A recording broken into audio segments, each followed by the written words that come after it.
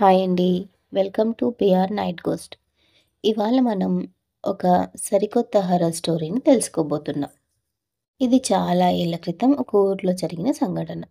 సరిగ్గా చెప్పాలంటే నా చిన్నతనంలో నా తల్లిదండ్రుల ద్వారా తెలుసుకున్న ఒక దయ్యం కథ. అది మీకు ఇవాళ చెప్పబోతున్నాను. మా ఊళ్ళో ఇద్దరు దంపతులు ఉండేవారు. వాళ్ళు పెళ్ళైన కొత్తలో చాలా అన్యోన్యంగా ఉండేవారు. అతను ఊళ్ళో అందరితో చాలా బాగా కలిసిమెలిసి ఉండేవాడు. ఊళ్ళో ఏమైనా పంచాయతీలు చెప్పాల్సొస్తే అక్కడికి వెళ్ళి పంచాయతీలు చెప్పేవాడు. అలాగా ఊర్లో అందరికీ అతను బాగా తెలుసు. ఇంకా అతను చాలా తెలివైనవాడు కూడా.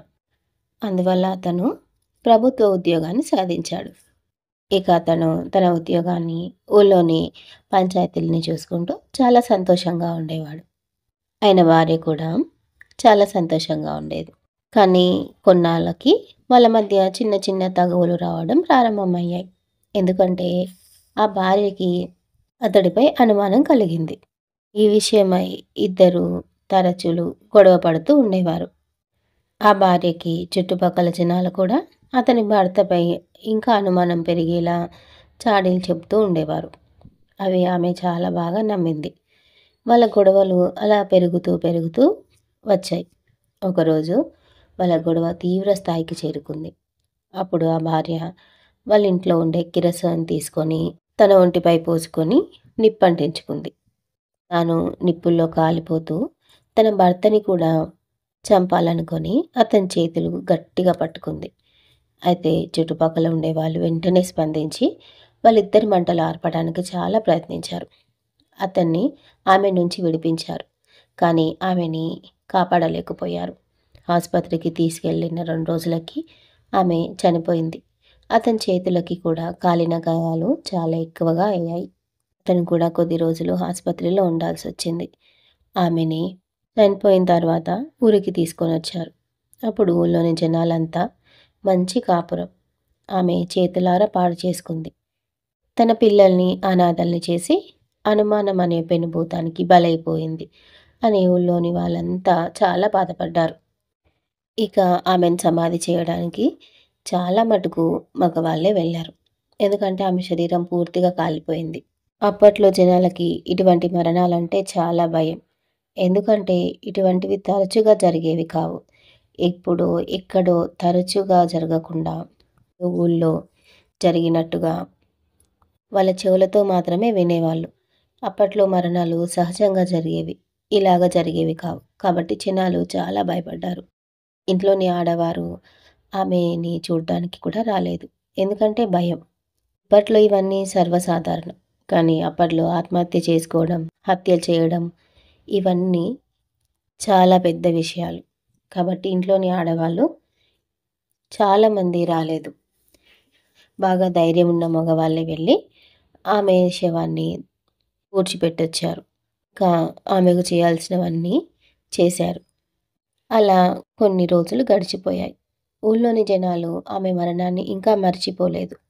ఎందుకంటే ఆమె వయసైపోయిన ఆమె కాదు. ఆమెది సహజ సాధారణ మరణం కాదు. తనని తాను చంపుకుంది. కాబట్టి ఊళ్ళోని జనాలు ఆ విషయాన్నే ఇంకా మాట్లాడుకుంటూ ఉన్నారు. అలా కొన్ని రోజులు గడిచిపోయిన తర్వాత ఒకరోజు ఆమెని సమాధి చేయడంలో సహకరించిన వాళ్ళలో ఒకతను బయట మంచం వేసుకొని పడుకొని ఉన్నాడు. బాగా అర్ధరాత్రి సమయంలో తను గాఢ నిద్రలో ఉండగా అతని శరీరంపై ఏదో బరువు పెరిగినట్లుగా గమనించాడు. ఇంకా అతను ఆ బరువును తట్టుకోలేక కళ్ళు తెరిచాడు. అప్పుడు అతని ఛాతీపై ఒక ఆకారం కూర్చున్నట్లు కనబడింది. తన 2 చేతుల్ని అతని గొంతుకు బిగించింది. అతన్ని ఊపిరాడకుండా చాలా గట్టిగా గొంతును నొక్కిపెట్టింది. తన క్రూరమైన గొంతుతో ఇలా మాట్లాడుతుంది. ఒరేయ్! నా సమాధి తవ్వటానికి గుణపం అడిగితే ఇవ్వవా? లేదని చెప్తావా? నీ ఇంట్లో గుణపం లేదారా? అని అతన్ని పీక నొక్కుతూ గట్టిగా మాట్లాడింది. కానీ ఆ వ్యక్తి సామాన్యమైనవాడు కాదు. ఆ వ్యక్తి చాలా ధైర్యవంతుడు. అతను ఆమె చేతుల్ని విడిపించుకొని బలంగా కిందకు నెట్టేశాడు. తర్వాత పక్కనే ఉన్న తన చెప్పులు తీసుకొని అందులోని ఎడమ కాలు చెప్పు ఆమెకి చూపిస్తూ ఇక్కడి నుండి వెళ్ళిపో అని అతని నోటికొచ్చినన్ని బూతులు ఆ దయ్యాన్ని గట్టిగా తిట్టాడు. అది అక్కడి నుంచి వెళ్ళిపోయింది. ఎందుకు అంత సాధారణంగా వెళ్ళిపోయింది అని అనుమానం రావచ్చు. కానీ దయ్యాలు భయపడకుండా ఉంటే ఖచ్చితంగా వెళ్ళిపోతాయి. వాటికి బలమేంటంటే మనిషి భయం. మనిషిలో భయం లేనప్పుడు అవి మనిషిని ఏం చేయలేవు. అతను భయపడలేదు. తిరిగి మనిషిని తిట్టినట్టుగా తిడుతున్నాడు. కాబట్టి అది అతన్ని ఏం చేయలేదు. ఏం చేయలేక అక్కడి నుండి వెళ్ళిపోయింది. కానీ ఆ దయ్యం అతని ఒక్కని దగ్గరికి వెళ్ళలేదు. ఊళ్ళో చాలా మందిని ఇలాగే భయపెట్టాలని చూస్తూ ఉండేది. ఆ ఆత్మ భయానికి ఎవ్వరూ కూడా బయట పడుకునే ధైర్యం చేయలేరు. ఆ ఆత్మ అస్సలు ప్రశాంతంగా లేదు.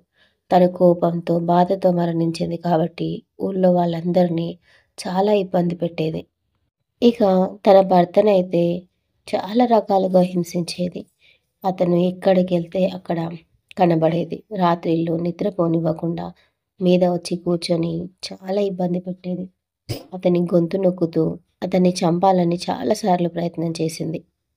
ఇవన్నీ అతను తట్టుకోలేక ఊరు విడిచి వెళ్ళిపోవాలనుకున్నాడు.